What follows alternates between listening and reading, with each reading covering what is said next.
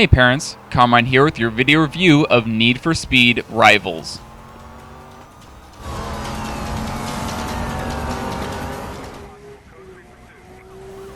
Need for Speed Rivals is essentially a sequel to the 2010 Need for Speed Hot Pursuit.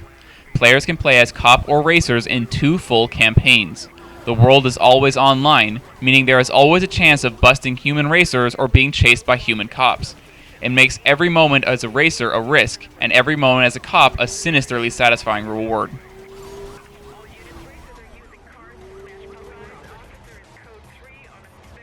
Since this is a racing game, violence is the only major factor, and even that isn't much of a problem.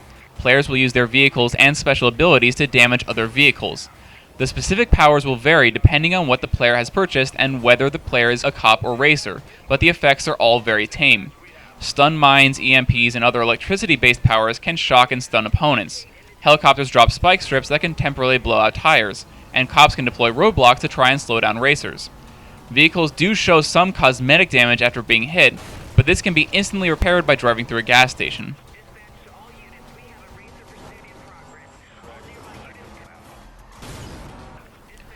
All of the racing and vehicular combat is completely unrealistic, and even young children should be able to understand that the events portrayed here cannot be replicated in real life.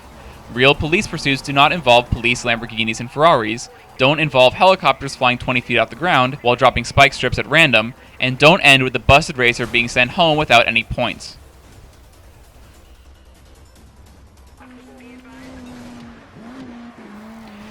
If a child is old enough to understand that cars don't bounce when they hit a concrete wall, this game is definitely appropriate. As a result of the lack of mature content, we gave this game a recommended age of 10 years old.